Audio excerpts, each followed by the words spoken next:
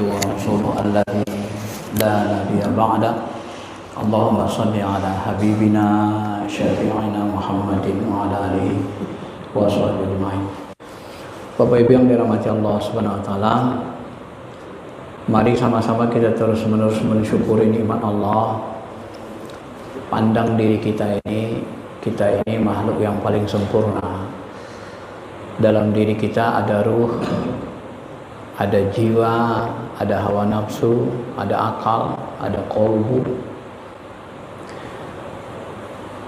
Tubuh kasar kita, jasmani, terdiri dari jantung, otak, ginjal, lambung, itu semuanya disehatkan oleh Allah Subhanahu wa taala.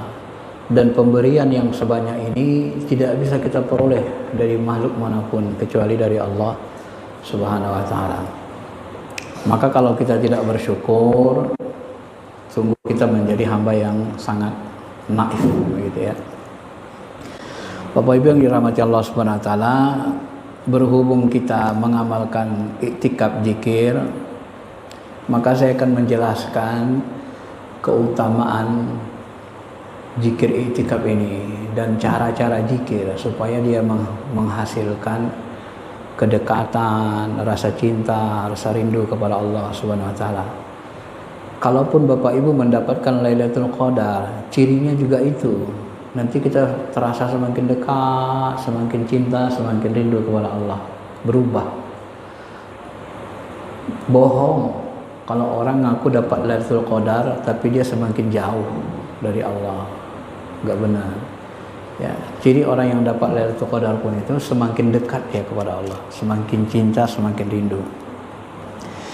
Bapak Ibu yang dirahmati Allah Subhanahu wa taala, zikir ini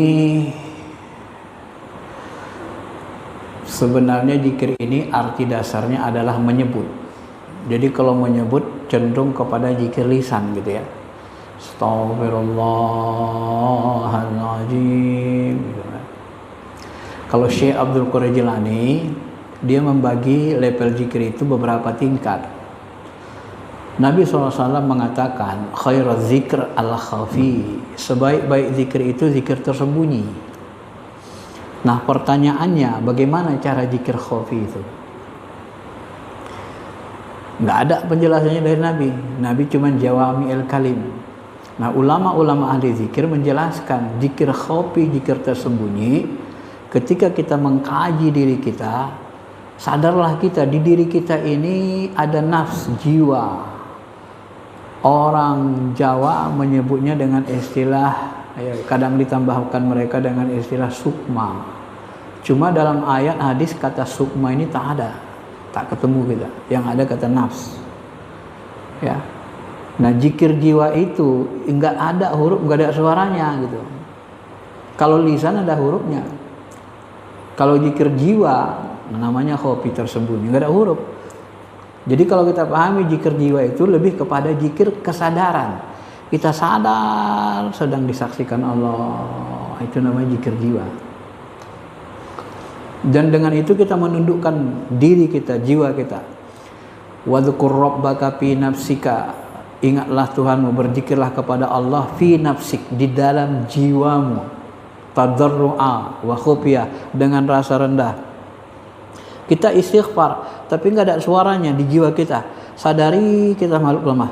Astaghfirullahaladzim.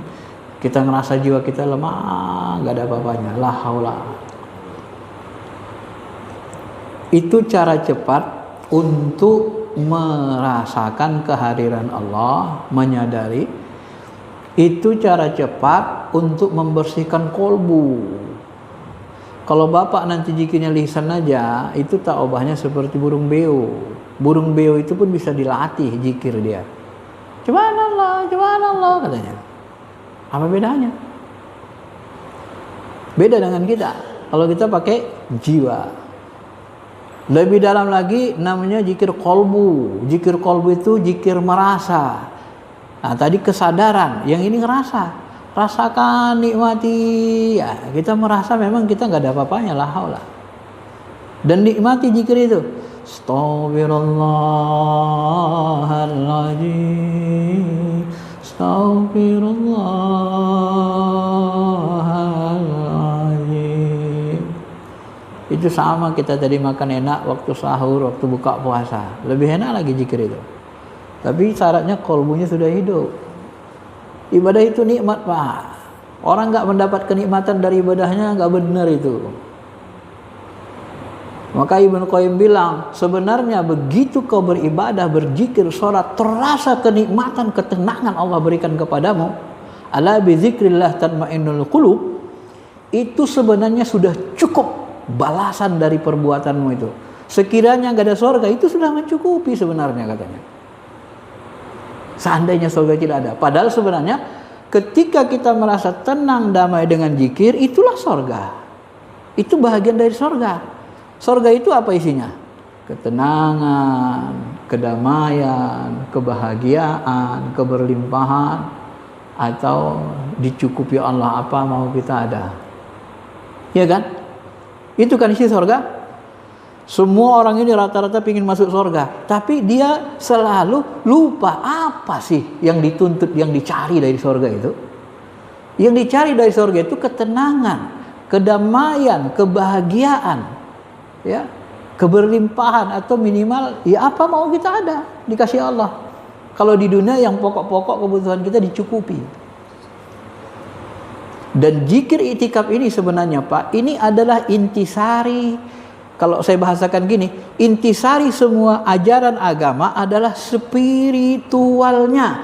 Agama tanpa spiritual itu tidak banyak pengaruhnya, hanya seremoni saja. Dan inti dari spiritual itu adalah zikir iktikaf. Kenapa saya katakan zikir iktikaf? Semua nabi-nabi besar itu melakukan zikir iktikaf hening. Contoh, Nabi Muhammad sebelum diangkat jadi rasul, 25 tahun nikah dengan Khadijah. Setelah itu masuk keluar masuk Gua Hira. 15 tahun sampai 40 tahun baru nerima wahyu. Pertanyaan saya, ngapain Nabi ke Goa, Pak? Hah? Mau ngapain pergi ke Goa? Kalau bukan zikir hening, mendudukkan kalbu kita biar tenang dia. Nabi Musa, Musa, kemari kau, tinggalkan dulu tugas dakwahmu, sini dulu. Apa ya Allah? Naik ke Bukit Tursina. Ngapain naik ke bukit, Pak? Di bukit ada apa? Kalau di bukit cuma ada harimau, binatang, nggak ada orang. Untuk apa naik ke bukit? Hening. Sudah mapan spiritualnya, baru nanti bisa menjadi pendakwah, baru bisa jadi nabi rasul. Kalau nggak bisa jadi nabi rasul kalau nggak hening jiwanya. Makanya saya tertarik ini dengan teori orang Barat ini. Ini penting Bapak pelajari. Ini menguatkan ajaran Islam. Mereka ini belajar spiritual tapi bentuknya meditasi. Ya, ini panjang sebenarnya sejarahnya nih. David Hawkins, dia meneliti ini, disertasinya ini lebih dari 10 tahun, Pak, dia meneliti. Dia bilang orang yang sudah enlightenment, mencapai puncak kesadaran murni, spiritualnya, tingkat energi kesadarannya 700 sampai 1000, itulah golongan para nabi, para rasul. Sama kita dimasukkan para wali. Dan energi spiritual mereka, kesadarannya bisa naik terus. Nah, orang seperti inilah yang memiliki pengaruh besar kepada masyarakat, kepada umat, yang bisa mengaruhi orang. Ya. Kalau kita energi zikirnya zikir rajin, nanti kita masuk kepada ketenangan, kedamaian nih. Damai hati kita, tenang. La bi dzikrillahi tatmainnul qulub. Tenang, damai. Itu 600 energi spiritualnya. Kalau kita sudah sampai ke 600, kita kan belum para nabi, para wali. 600 saja, Pak. Wah, ini macam. Kalau Bapak bisa sampai 600 energi spiritualnya, rajin zikir, iktikaf, 600 di buku healingnya yang satu lagi, rate of unemployment. Orang yang energi spiritualnya 600 tidak ada yang pengangguran. 0% dia teliti. Tahu kenapa? Ilmu fisika kuantumnya, spiritual modernnya. Kalau kita zikir hening tenang, jiwa kita tenang, bumi ini punya vibrasi frekuensi. Vibrasi frekuensi bumi ini tenang, damai. Bapak injak-injak bumi dia tenang, Bapak cangkul dia tenang, Bapak bakar dia tenang. Nah, begitu kita jiwa kita tenang, berspiritual, maka nyatu frekuensi kita dengan bumi. Bumi ini isinya apa? Bumi ini isinya kekayaan. Ada emas, permata, minyak, ada tanah dijual mahal, tanah liat dibentuk jadi rumah mewah, besi dibentuk menjadi mobil mewah. Nah, bayangkan kalau kita sudah satu frekuensi dengan bumi, maka rezeki itu gampang ketarik. Law of attraction. Ini hukum semestanya. Hukum tarik menarik. Ketarik dia karena sudah satu frekuensi. Maka orang yang spiritualnya bagus tidak pernah kesulitan dalam hal ekonomi. Nah, kalau mau kaya, tambah dikit lagi, namanya law of action. Ini saya kasih supaya Bapak tidak melakukan kejahatan. Kalau Bapak cari kaya dengan kejahatan, Bapak rugi. Nanti Bapak dihukum Allah dengan hukum semesta. Dekati orang kaya. Kita miskin misalnya, dekati orang kaya. Buat baik sama dia. Sering bertukar energi, interaksi. Cepat atau lambat kalau dia lihat kita baik, oh ini bagus orangnya. Bisa-bisa jadikan mantu, atau bisa-bisa nanti, udah kamu mau nggak aku bukain perusahaan baru, nanti kamu yang pimpin. Karena dia lihat kita jujur, baik. Otomatis kita kaya. Jadi ikuti sunnatullah itu, Pak. Supaya hidup kita tenang, damai, gak susah. Jangan ditabrak sunnatullah itu, hukum semesta. Kalau kita tabrak, kita nanti repot, stres yang ada. Ya? Itu law of action. Kalau law attraction-nya kan sudah punya kita sudah tenang, damai, jujur, baik orang, ya energinya positif. Semua orang senang. Bahkan orang jahat pun senang dengan orang baik, Pak. Orang jujur. Ya kan? Ya untuk diri dia senang. Dia malah marah kalau anak buahnya itu gak jujur, jahat, ya kan? Kurang ajar lu ya, gak setia lah katanya. Itu jahat begitu, Pak. Nah, inilah harus kita pahami ya. Karena ini bahagian dari inti kehidupan kita. Maka nanti orang yang spiritualnya tinggi, happiness rate life is okay, 100%. Kebahagiaannya 100%. Maka kalau mau hidup tenang bahagia, harus mapan di spiritualnya. Agama ini jangan diambil cuman syariatnya. Kalau bahasa Imam Syafi'i, faqihan wa sufian. Pelajari ilmu fikih, pelajari ilmu spiritualnya. Ilmu spiritual itu apa? Ilmu tasawuf. Kenapa tasawuf disebut ilmu spiritual? Karena tasawuf itu berasal dari kata sopa. Maksudnya apa? Sopa itu artinya bersih. Ilmu spiritual, ilmu bersih-bersih hati, kolbu. Supaya energi negatif kita nggak muncul. Kalau kita energi negatifnya banyak, sering bangga menghinakan orang, sombong, benci, iri, dengki, turun tuh vibrasinya nih, yang merah tuh. Nah, begitu energi spiritual tingkat kesadaran kita turun di bawah 200, apa yang terjadi? Rezeki seret. Rate of unemployment. Nah, di bawah 200, 50% pengangguran. Poverty, penderitaannya 22%. Kebahagiaannya 15%. Kejahatannya, tingkat kriminalnya 50%. Nah, itulah dia terjadi. Maka orang berspiritual itu, saya bilang itu makanya spiritual itu adalah inti dari seluruh ajaran agama. Agama apapun tanpa spiritual nggak banyak manfaatnya. Ya, itu yang dikatakan Imam Syafi'i tadi. Dalami ilmu fikih, pahami ilmu tasawuf. Jangan kau jadi ahli fikih saja. Supaya apa? Supaya fadzalika qas qalbuhu tuqa lam yadzuq qalbuhu tuqa. Kalau kau belajar fikih saja, ilmu jahir saja, nanti amal-amal taatmu, amal takwamu, salat, puasa, haji, zakat, zikir, lam yadzuq, enggak ada rasa, enggak ada nikmat. Hambar semua. Kalau enggak belajar spiritual begitu. Bapak coba bayangkan ketika kita sholat tadi, Allahu Akbar.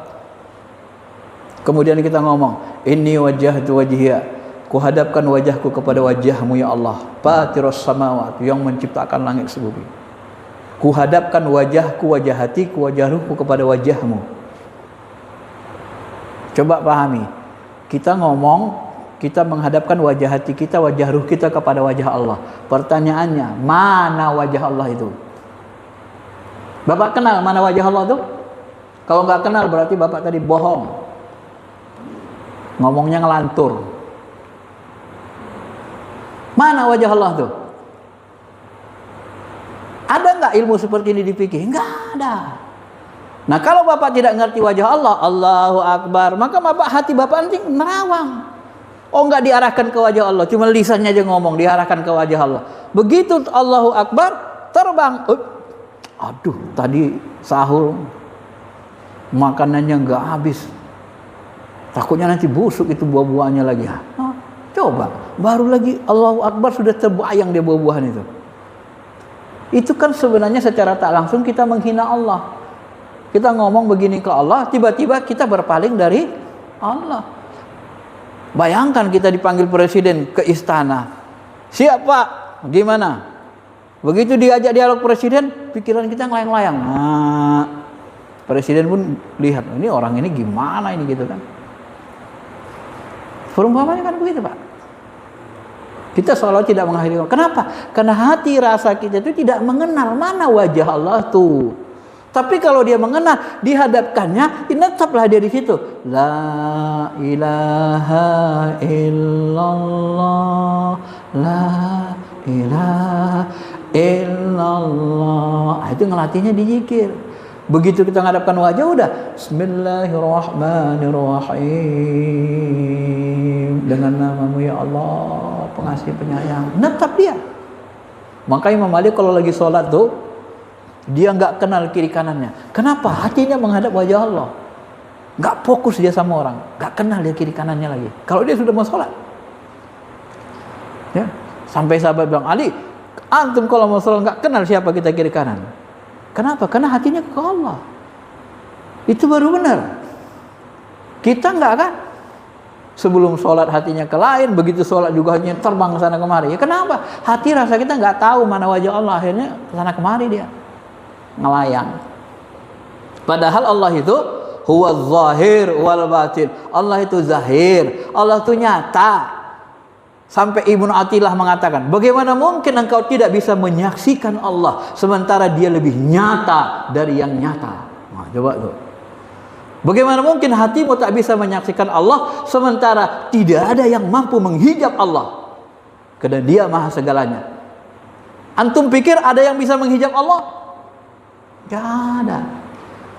Yang menghijab Allah diri kita sendiri. Kita tidak kenal, kita tidak belajar, kita tidak bersihkan qalbu. Padahal tidak ada makhluk yang sanggup menghijab Allah.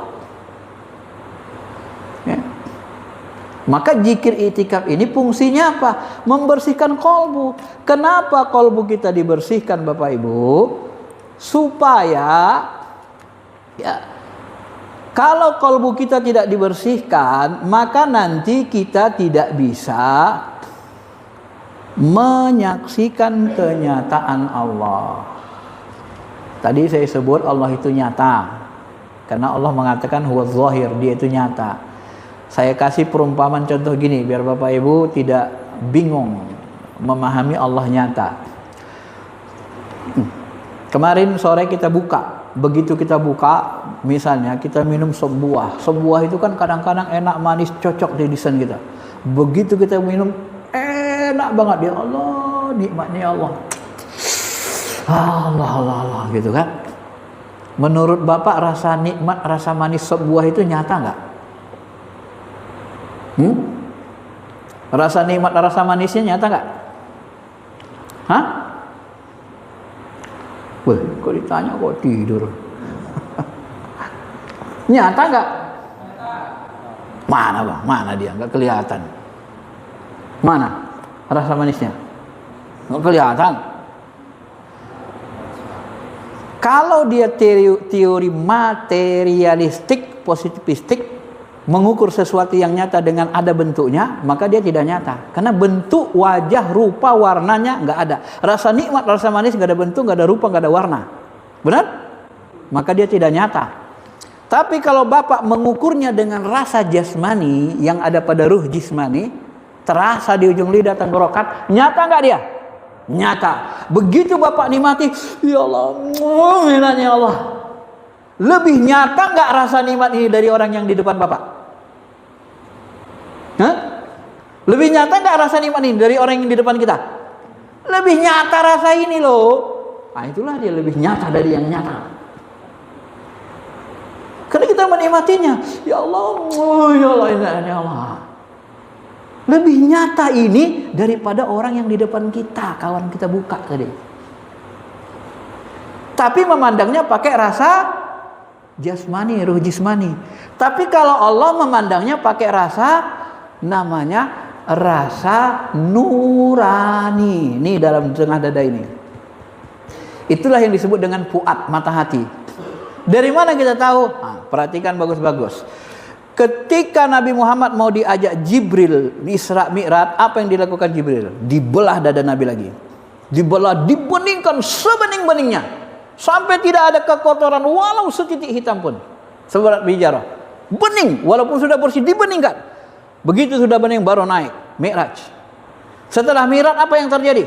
Maka dzabal fuadu ma ra'a. Mata hati Nabi Muhammad tidak mendustakan apa yang dia lihat. Fuad itu mata hati nurani. Sadrun dada lapis pertama, qalbun lapis 2, fuadun lapis 3. Baru lubbun inti hati lapis 4. Pakai nurani fuad mata hati itu Nabi melihat apa yang disaksikan dilihat Nabi yang tak bisa didustakannya. Qala Ibnu Abbas. Ibnu Abbas mengatakan dalam 2 riwayat sahih Bukhari Muslim, Ra'a Muhammadun Rabbahu marratain. Nabi Muhammad melihat Allah 2 kali. Salah satunya inda Sidratil Muntaha. Yang kedua, Ra'a Muhammadun Rabbahu bifuadin. Nabi Muhammad melihat Allah jatnya dengan mata hatinya. Nah, itu. Jadi melihat Allah itu pakai mata hati, pakai nurani. Melihat rasa nikmatnya gula sop buah tadi pakai rasa jismani. Bukan pakai mata kepala. Kita nggak bisa menyaksikan dia. Maka itulah dimaksud dengan lebih nyata dari yang nyata. Maka ketika kita lihatkan fuad tadi mata hati kepada wajah Allah, maka bergetarlah kalbu kita. Taksyairu najulun, merindinglah kulit kita. Ya, tara ayunahum tafidu minad dami, keluarlah air mata dari ruh itu. Karena dia merindukan Allah. Dia ingin selalu bersama Allah, tapi jasadnya menghalanginya. Itulah dia. Kalau kita sudah dapatkan salah satu tanda 3 itu, merinding, bergetar kolbu, menangis, berarti kolbunya sudah hidup. Mengukurnya kan gampang. Itu bahasa Tuhan kan. Taksyairunya dulu lajina. Taksyairu. Bergetar hati, kulit-kulit orang-orang yang beriman ketika berzikir. Ya. Iza dzukirallah wajilat qulubum, disebut nama Allah, bergetar hatinya. Getar kita. Sampai ke kulit itu getar. Tara ayunahum tafidu minad dami, keluar air mata mereka. Kalau sudah begitu, Bapak pasti pernah merasakan nikmat nggak ibadah gitu? Nikmat nggak zikir seperti itu? Nikmat. Itulah ibadah yang diterima. Makanya kita tahu mana ibadah yang diterima atau tidak. Tapi kalau hambar, ya nggak ada rasa. Namanya nggak belajar spiritual. Sholat juga, tapi gini aja kan? Sepele aja sama Allah. Allahu Akbar. Kayak orang mabuk. Ya kan? Ngadap Allah tuh kayak siapa gitu loh. Orang kalau ngadap Allah tuh lemah lembut. Allah. Lembut kita gerakin. Kalau orang ada nggak kenal Allah, gimana gitu. Ya. Itu kalau dia tidak belajar spiritual. Rata-rata orang yang belajar spiritual itu dia lemah lembut. Gerakan jasadnya itu gerakan dari dalam ruh. Ruh itu kalau geraknya enak, ringan, dia lemah lembut. Tapi kalau gerakan jin itu kasar. Makanya Bapak kalau lihat orang kerasukan jin, kasar dia. Karena alam jin itu vibrasi rendah. Makanya kalau bahasa kita hubungkan dengan bahasa David Hawkins ini, kata-kata guru-guru spiritual kita. Ini para dukun ini yang pakai jin itu kerjanya kan menyantet, iri, dengki, benci nih kan, vibrasi api nih. Makanya seluruh dukun itu Pak, 100% itu semuanya miskin semua. Kenapa? Karena energinya api, vibrasinya rendah. Alam nggak mau bersahabat sama dia. Jadi aneh kalau ada orang kaya datang ke dukun, loh dukunnya aja miskin. Aneh kan? Tapi kalau orang spiritualnya tinggi bebas, mau milih kaya, mau milih sederhana, tapi yang jelas hatinya pasti kaya. Hatinya pasti kaya. Hatinya pasti merasa cukup. Itu keuntungannya berspiritual. Bapak sudah kaya, tenang damai. Bapak miskin, tenang damai. Bapak pejabat, tenang damai bahagia. Penting punya spiritualnya bagus. Karena spiritual itu membuat kita hidup tenang, damai, bahagia, bisa menikmati ibadah, dekat dengan Allah. Di dalam spiritual Islam semuanya ada Pak. Sampai saya kadang mikir gini, mohon maaf Pak ya, ini pemahaman saya. Coba lihat Iran itu. Itu pemimpin negaranya orang ahli spiritual, ulama, faqih. Wilayah faqih namanya. Yang pemimpinnya memerintah itu ulamanya. Ibaratnya kayak Nabi Muhammadnya gitu. Karena dia yang ngatur, dia bisa perintahkan. Teknologi kau yang nangani. Ini kau yang nangani. Itu tunduk semua masyarakat. Kuat dia persatuannya. Dihebar lu Amerika. Coba. Sampai nilai uang Iran itu lebih rendah dari rupiah. Kita dolar, $1 17.000. Iran itu lebih rendah lagi. Coba perhatikan. Saya tahunya kemarin waktu mau buat jurnal Scopus, bayar jurnalnya. Kok murah kali bayarnya. Ternyata nilai mata uang Iran itu lebih rendah dari rupiah kita. Sampai begitu diperlakukan Amerika. Apakah mereka ciut nyalinya? Enggak, karena pemimpinnya pemimpin spiritual. Mohon maaf, beda dengan Saudi. Saudi itu bukan pemimpin spiritual. Makanya hidup glamor, mewah-mewah, tapi ruhaninya enggak kuat. Takut ciut nyalinya. Itulah jeleknya kalau orang enggak berspiritual. Kaya tapi enggak senang, enggak bahagia. Dia senang, tenang aja. Ngomongnya coba lihat dia ceramah. Jangan kalian caci para sahabat. Itu dia mau nyatukan umat Islam dulu. Jangan caci lagi Abu Bakar, Umar, Utsman. Dia pun tenang ngomongnya. Kita pun lihat enaknya. Ya Allah. Coba lihat Trump. Trump itu energinya api Pak. Dikit-dikit marah. Hajar itu ekonomi Cina. Buat pajaknya mahal. Indonesia juga digitukan. Sedikit-sedikit marah. Coba lihat Amerika sekarang. Kenapa nggak berspiritual? Energinya api. Kalau energi api, benci, marah, iri, dengki. Masyarakat. Kalau begitu pemimpinnya, masyarakat pun ribut. Demo aja kerjanya. Setiap sidang, deadlock anggaran. Di asal sidang, sering deadlock pemikiran itu. Anggarannya. Kenapa? Yang mimpinnya energi api. Nggak berspiritual bahasanya. Padahal kalau Trump itu ngikut David Hawkins, orang barat yang berspiritual, dia tenang damai, nggak kayak gitu Amerika itu sekarang. Nggak akan ada perang seperti ini. Perang ini kan karena orang rakus. Iri, dengki, mau menginjak-injak orang, mau bangga, sombong. Kalau orang tawadu nggak mau seperti itu Pak. Itu energi api, makanya itu yang buat susah dunia ini. Orang-orang yang tak berspiritual itu, nggak bisa tenang hidupnya. Disuruh dia pindah itu, Khomeini itu, suruh pindah. Masuk ke bunker supaya jangan dibom. Tidak usah katanya. Dia tetap bersama masyarakatnya. Ya mati-mati, tidak ada masalah. Apa yang dia takuti? Wong mati pindah halaman aja kok. Tapi apakah mereka ciut? Tidak. Itulah kalau seperti itu. Tanda orang berspiritual begitu. Maka saya kadang-kadang berpikir begini. Ini mohon maaf nih ya. Saya bukan Syiah dan bukan membela orang Syiah. Tapi kita harus objektif. Syiah itu bahagian dari Islam.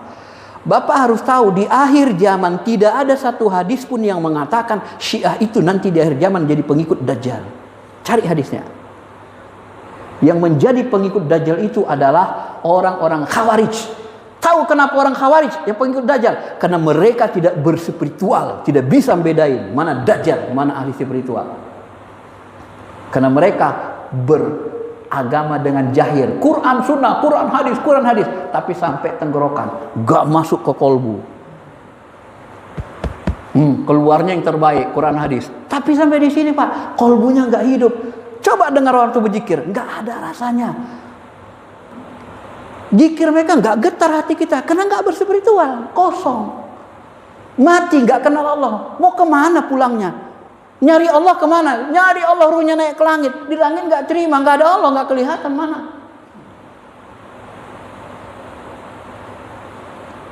Karena nggak kenal. Itu orang nggak berspiritual. Itulah yang disebut dengan Imam Syafi'i, lam yazuq qalbahu tuqa. Maka ibadahnya pun nggak nikmat. Ya. Ma'asyiral muslimin, Bapak Ibu yang dirahmati Allah. Maka nabi-nabi, orang-orang besar, nabi-nabi besar, wali-wali itu ditempa dulu. Nabi Muhammad masuk ke Gua Hira, tempa spiritualnya. Nabi Musa ditempa di Bukit Tirsina. Nabi Zakaria ditempa di mana? Dia bertapa di bawah pohon badi. Ada yang menyebut Siddhartha Gautama itu adalah nabi. Ada yang menyebut dia Nabi Zulkifli. Dia bertapa di pohon badi. Kata Ibnu Taimiyah, pohon badi itu pohon tin. Tahu kenapa terjadi penyimpangan agama di Buddha? Siddhartha Gautama itu tidak pernah menyembah patung, nggak pernah itu. Ya, ketika dia zikir bertapa, kalau mereka bahasanya tapa berata, menghilangkan penderitaan dunia, kan begitu. Ya, ketika dia berzikir itu nanti sampai dia ke sempurna enlightenment, bahasa David Hawkins, makom Buddha itu seperti, ini agak tinggi ilmunya Pak, keluar nurani kita ini, ruh kita yang nurani, lapis tadi yang dipuat tuh keluar, dia nampak mata hati kita, dia bentuknya bercahaya, diri sebenar diri. Orang Jawa menyebutnya guru sejati. Keluar dia nampak pakai mata hati kita, kita sendiri yang bisa nampak. Nah, nurani itu, guru sejati itu dibuat orang patungnya. Begitu dibuat orang patungnya, disembah. Itulah kesesatan pengikut. Maka benar bahasa Nabi, asyaddu azaba yaumal qiyamah al-musawwarun. Orang yang paling keras siksanya di hari kiamat, para pembuat patung. Kenapa? Akibat mereka buat patung, orang jadi syirik nyembah patung. Padahal Siddhartha Gautama tidak nyembah patung. Di dalam tradisi Siddhartha Gautama atau Nabi Zulkifli, itu orang-orang yang spiritualnya tinggi, sempurna, enlightenment, dapat gelar. Gelarnya apa? Dewa. Nah, pengikutnya bodoh, disembah mereka dewa. Harusnya mereka bukan nyembah dewa, nyembah Tuhan, berspiritual supaya jadi dewa. Bukan dewanya disembah. Ini kebodohan pengikut namanya, kesesatan. Sama dengan Nasrani. Ya, orang yang spiritual tinggi, Nabi Musa, Nabi Isa. Nah, bukan disembah Nabi Isanya. Tapi mereka harus ngikut menjadi Hawarin. Bukan nyembah Nabi Isa. Dibuat patung Nabi Isa disembah. Sesat lagi Pak. Karena orang-orang spiritual tinggi ini, orang bodoh banyak yang menyembah mereka. Karena karomahnya, kalau wali, Nabi mukjizatnya banyak. Nabi Isa bisa hidupkan orang mati. Kenapa kalian sembah? Dia kayak Tuhan. Dia bisa hidupin orang mati katanya pula. Ya, Siddhartha Gautama itu karomahnya apanya, mukjizatnya ada, besar, banyak. Makanya disembah dia. Termasuk berhala-berhala di Ka'bah itu gambar-gambar para wali, para nabi. Dibuat orang tuh patungnya lalu disembah. Nah, goblok nggak? Itu kesalahan orang yang nggak ngerti spiritual. Pengikutnya yang salah, sesat jadinya. Makanya kalau di tanah Arab, orang yang spiritualnya enlightenment, masuk makom tertinggi, tercerahkan, namanya para nabi, para rasul. Di dalam tradisi Siddhartha Gautama, orang yang enlightenment namanya para dewa. Di tanah Jawa, sebelum Nabi Muhammad diutus, ini banyak ahli spiritual. Pak, ada Nabi diutus 124.000 kata ulama. 313 rasul, 124.000 Nabi. Coba Bapak bayangkan, sebelum Nabi Muhammad diutus, ada 139.999.000. Gitu kan? Nabi Muhammad penutup. Bapak yakin nggak dari 124.000 itu tidak ada yang diutus ke tanah Jawa? Dibuat Allah di Arab semua. Enak aja Allah Ta'ala buat kita kayak gitu. Nggak adil, ya kan? Nggak mungkin. Pasti ada dulu nabi-nabi yang diutus ke tanah Jawa. Nah, di dalam tradisi Jawa, nabi-nabi ahli spiritual dulu sebutannya leluhur. Coba tuh. Saya mendalami spiritual Islam ini lebih 20 tahun. Tahun ini saya mendalami spiritual modern sama spiritual Jawa kuno. Makanya ilmu spiritual Jawa itu tinggi Pak. Bapak kalau mendakwahi orang Jawa yang berspiritual bilang Allah tuh di langit. Allah tuh di langit di atas aras bertempat. Orang tuh ketawa dalam hati. Orang tuh nggak suka dengan model orang Islam, orang Arab yang model sekarang. Kenapa nggak suka? Opoiku sholat roko nyoco.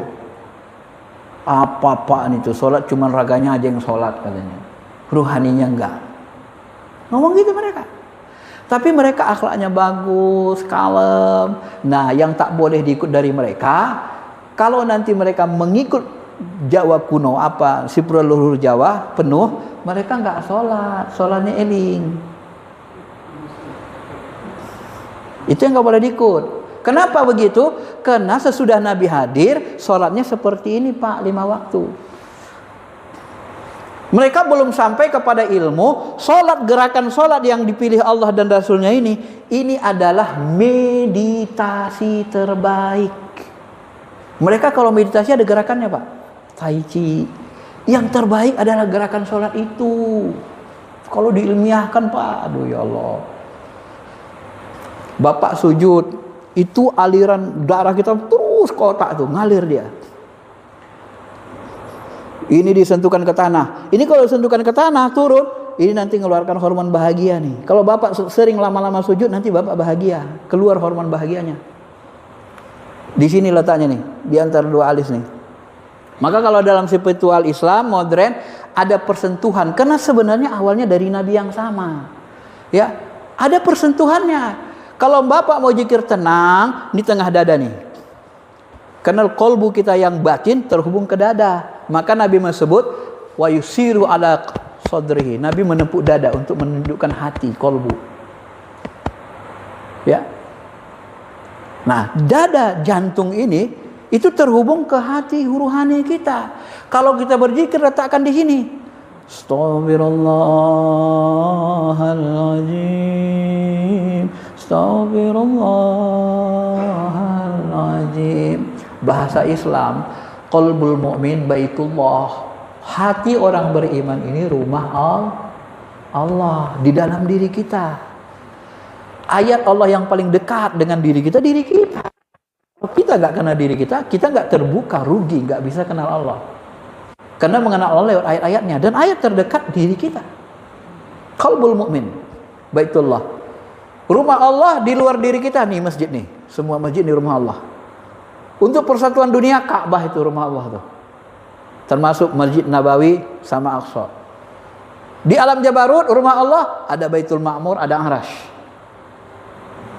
Itu tempat-tempat mulia, rumah Allah namanya. Tapi bukan berarti Allah tinggal di Arash, bukan berarti tinggal di Ka'bah, bukan berarti tinggal di kolbu.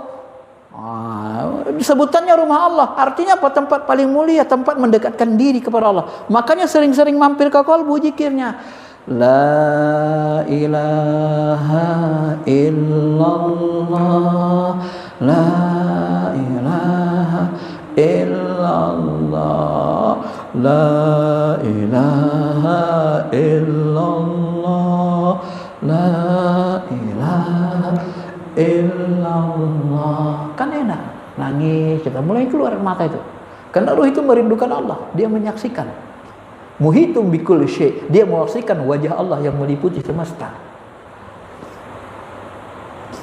Walladzi nafsi biyadihi, demi jiwaku yang meliputi, yang dalam genggaman. Demi jiwaku yang dalam genggaman Allah. Allah meliputi jiwa kita. Ya. Nangis dia, pandang ruh itu, pandang rasa. Pasti dia nangis, merasa nikmat. Itulah spiritual. Makanya jadi disebut enak Pak. Asal stres kita pusing, zikir di sini. Tahu kenapa zikir di dada ini? Baitullah ini membuat kita tenang damai. Kalau di dalam spiritual modern yang model Siddhartha Gautama itu, ini ada namanya pusat cakra. Cakra bawah kita itu, pusat ke bawah itu energinya api. Bapak kalau di sini energi api kebanyakan, Bapak nanti mau marah, seksual aja, mau ini buat jahat aja. Kalau Bapak tarik ini ke atas, alirkan ke kolbu, dia tampung ini, dia bersihin itu. Energi api itu dia buat seimbang, ngalir dia. Jadi kita tenang.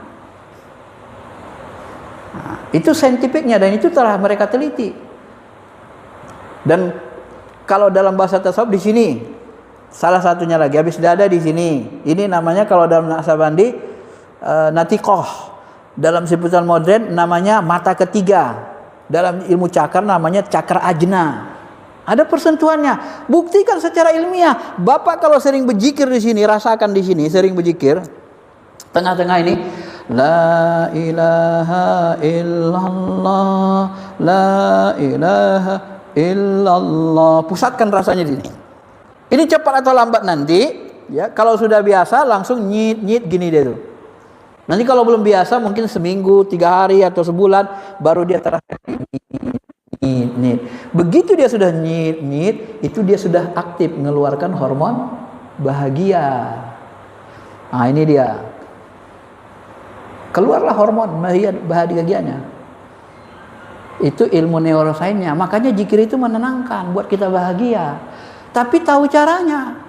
Kalau nggak mau belajar, ya zikirnya ya apanya kan gila nih katanya pula kan. Udah nggak tenang, ngamuk-ngamuk lagi. Habis itu ngamuk-ngamuk dia keluar. Ya. Boleh zikir keras, tapi masukkan ke kalbu, hunjamkan la ilaha illallah, la ilaha illallah. Wah, masukkan hunjamkan kalbu, bukatar itu dalam tuh gemuruh. Nah, kuat energinya. Nah, jadi 2 itu saja yang saya kasih supaya Bapak tenang damai. Zikirnya di tengah dada. Ini namanya makom Nur Muhammad.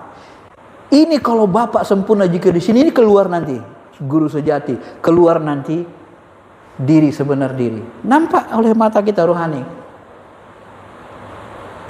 Tahu Bapak dari mana ilmunya? Ini banyak orang nggak tahu karena nggak mendalami. Coba baca hadis.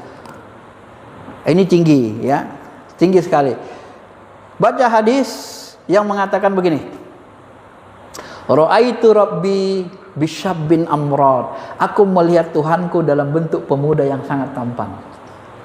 Itu hadis. Hadis ini banyak. Sampai-sampai Ibnu Taimiyah mengatakan hadis ini sahih. Cuma ulama yang nggak paham ilmu ini, dilihatnya, dicari-carinya. Hadis ini nggak sahih. Ibnu Taimiyah itu mujassimah itu katanya. Disahihkannya hadis kayak gituan. Padahal yang bilang mujassimah itu nggak paham ilmu spiritual itu. Ra'aitu Muhammadun Rabbahu Ra'a Muhammadun apa tadi? Nabi Muhammad melihat Tuhannya Rabbahu bisyabbin amrad, dan pemuda yang sangat tampan. Itu kalau kita kaji ilmu spiritual, itu guru sejati Nabi. Tajallinya Allah dalam bentuk rohani. Syabun, pemuda yang sangat tampan, ya Muhammad. Amrad, yang agak keriting, kulitnya kemerah-merahan, indah, Muhammad. Itu wajah ruhani Nabi yang sebenarnya. Itu namanya tajalli Allah. Ini nggak banyak orang yang tahu ini, Pak. Makanya saya bilang tinggi. Ada hadisnya. Ini keluar. Makanya di sini sering saya zikir sini biar kita tenang.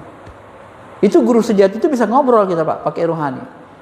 Apa mau kita ditunjukinya? Kawan-kawan saya yang sudah dapat, ya begitu. Saya mau kuliah. Saya nggak ada uang, gimana? Sudah terus saja zikir. Nanti datang sebentar lagi katanya. 2-3 hari datang orang beli tanahnya. Laku, ya udah dipakainya. Dia nunjuki, dia tajallinya sifat Allah. Dia menunjuki yang baik-baik, dan dia tidak akan keluar sebelum hati kita benar-benar bersih, bening. Jangan berharap ketemu kalau nggak bersih, nggak bisa. Maka saya sebut ternyata kalau kita kaji teliti, ada itu dalam Islam. Hadisnya ada. Cuman orang yang nggak paham ilmunya, hadis itu dibuang, takut nyampaikannya. Saya nggak tahu kenapa saya sampaikan sampai ke sini tadi ilmunya.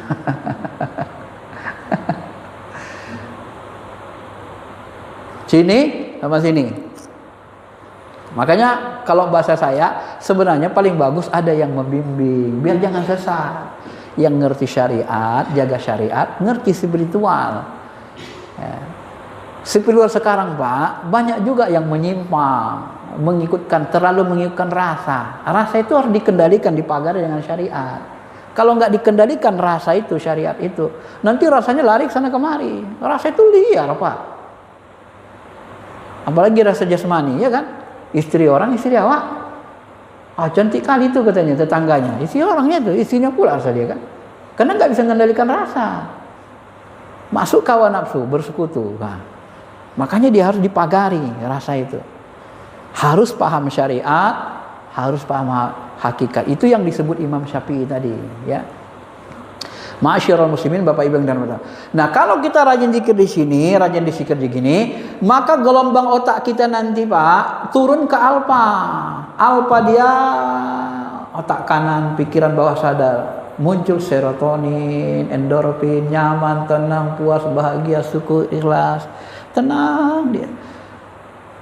Allahumma sholli ala sayyidina Muhammad.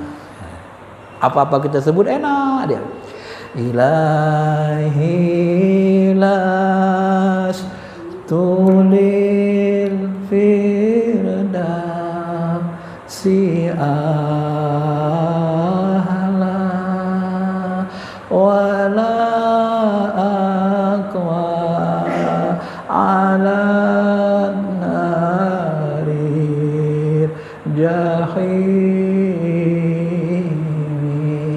biarkan rasa itu merasakan dia bersama Allah. Tapi akal kita paham, ilahi ya Tuhanku, aku nggak layak masuk Firdaus, kata akal kita. Dia paham maknanya. Tapi kalau masuk neraka, mana lah kuat jasadku ini? Kau lihatlah, kena rokok aja dan jerit kebakar. Maka ampunilah aku ya Tuhanku. Itu ngobrol dengan kolbu. Itu bahasa orang berspiritual. Cuman dia agak lawak-lawak itu kan, Abu Nawas itu. Tapi dia berspiritual orangnya. Makanya bahasanya lembut gitu, bersyair. Bahasa al-hikam itu orang berspiritual, nggak bisa ditulis orang biasa. Kecuali tingkat spiritual setara. Walaupun dia nggak apa namanya, itu bahasa hati, bahasa kolbu. Ya, al-hikam itu. Hikmah turun, maka kita kalau berspiritual tenang, nggak ada stres, tenang, damai, bahagia. Nah, nanti kalau kita sudah rajin itikaf zikir, sebenarnya Pak, Allah itu pingin kita ibadah zikir itikaf itu 4 jam sehari, 8 jam buat tidur, 8 jam buat kerja, 4 jam buat zikir ibadah, 4 jam buat bersenang-senang yang halal dengan keluarga, rekreasi. Itu cara bagi waktu. Kalau Bapak bisa 4 jam ini zikir, hening, waduh ya Allah, nikmat Pak. Saya pernah ngamalkan 40 hari, 41 hari sudah terasa. Itu perbuatan itu, amal itu nyatu ke diri kita setelah 40 hari. Seperti Nabi Musa 40 hari disuruh duduk. Dari mana kita tahu Allah pingin 4 jam? Sederhana. Ketika Nabi Mi'raj, Allah kasih sholat 50 kali, ya kan? Satu sholat buat 5 menit, berarti 50 kali 5 menjadi 250 menit. Bawa ke jam, bagi 60, berarti 4 jam. Sebenarnya Allah ingin begitu, 4 jam kita. Waktu yang kita gunakan untuk Allah itu dihargai mahal sama Allah, Pak. Karena buat kita tenang, dia senang sama kita, maka ditenangkannya ruh kita, jiwa kita. Maka ruh kita itu berenergi, tersubung dengan sumber maha ruh, maha cahaya. Allahu nur sama. Ruh kita dari cahaya, Allah maha cahaya, Allahu nur. Terhubung dia. Hidup kalbu kita tuh. Kama salil hayy wal mayyit. Perumpamaan orang zikir sama zikir seperti orang hidup dengan mati. Kalau enggak zikir, mati. Zikir, hidup. Maka bahagia kita. Itu rumusnya. Nah, kalau kita bisa luangkan waktu 4 jam begitu, hidup rohani kita. Maka kalau hidup bertenaga ruh kita, dia bisa tenangkan jiwa. Jiwa, jangan kau diikuti hawa nafsu. Ikutin aku katanya. Nurani itu yang membawa jiwa kita untuk menghadap Allah. Tenanglah dia. Ya ayyatuhan nafsul mutmainnah. Wahai jiwa yang sudah tenang, sudah dibersihkan dari kendali hawa nafsu. Makanya wanahan nafsa anil hawa. Orang yang menahan nafsnya, jiwanya dari hawa nafsunya, fa innal jannata hiyal ma'wa. Maka dia akan hidup di surga, baik di dunia maupun di akhirat. Di dunia dia hidup di sorga. Apa dia hidup di sorga dunia? Dia tenang, damai, bahagia, berkelimpahan, cukup. Huwa aghna wa aqna. Dialah yang mengkayakan atau ngasih cukup. Itu janji Allah. Allah nggak ngasih fakir miskin. Itu rumusnya. Maka disebut tadi orang Barat membuktikan orang Barat bersebutnya lebih yakin dari kita. Masa kita nggak yakin? Satu frekuensi dengan bumi, attraction. Pertanyaan saya, setiap Ramadan kayak gini, rezeki Bapak makin banyak nggak? Mau tanya. Nabi menggaransi, orang beriman pasti makin banyak rezekinya di bulan Ramadan. Tahu kenapa? Ya hubungkan. Karena di bulan Ramadan kita banyak ibadah. Energi positif melimpah. Kita banyak tenang. Energi tenang ini nyatu ke bumi. Ngalirlah rezeki itu. Banyak orang sedekah, banyak infak. Makanya Nabi menggaransi, demi Allah, orang beriman bulan Ramadan pasti tambah banyak rezekinya. Kan terhubung kan dengan hukum semesta. Ya, maka aneh. Saya kadang ngerasa anehnya gini Pak. Udah punya Allah, sudah dikasih agama Islam. Katanya agama Islam paling tinggi. Loh, hidupnya masa masih menderita? Masih marah-marah aja kerjanya, masih stres. Jadi agama buat apa? Fungsi agama buat apa? Agama itu datang supaya kita bisa menikmati hidup. Makanya unik tuh bahasa guru spiritual Nasrullah di buku Magnet Rezeki. Yang mungkin pernah saya khutbahkan itu. Dia tanya, menurut kamu tujuan hidup apa? Ya menikmati hidup. Oh, dari mana tahu guru? Coba perhatikan. Ketika Allah menciptakan Adam, apa yang diperintah Allah? Qulna ya Adam uskun anta wa zaujukal jannah wa kula minha. Hei Adam, tinggal kau di surga sama istrimu. Makan aja apa yang kau suka. Artinya nikmati hidupmu. Jadi sebenarnya Allah ingin kita menikmati hidup. Bagaimana nikmati hidup? Berspiritual. Luangkan waktu 4 jam sehari. 8 jam tidur, 8 jam kerja. Cukup kan? 4 jam ini besar harganya, mahal. Terakhir, saya kasih contoh. Saking mahalnya spiritual itu bagi Allah. Begitu kita salat, Allah. Ada orang lewat. Tiba-tiba lewat lagi maksa dia. Disuruh Nabi apa? Bunuhlah, faqtulu, fa innahu syaitan. Karena dia adalah setan. Tapi jangan Bapak lakuin, tangkap polisi nanti Bapak nanti. Maksud saya apa? Saking mahalnya harga munajat itu, kalau ada orang ganggu kita berdua-duaan, bermesraan dengan Allah, masih ada orang ganggu, bunuh, itu setan. Mahal nggak harga sholat itu berarti? Sampai disuruh bunuh Pak. Paham nggak umat Islam betapa mahalnya harga munajat ini? Banyak yang nggak paham. Makanya malas berzikir, malas beribadah. Kalau mereka paham mahal harganya, sampai disuruh Allah bunuh, disuruh Nabi bunuh, itu kan bertanda berarti sholat itu sangat mahal. Gak boleh dirusak siapapun.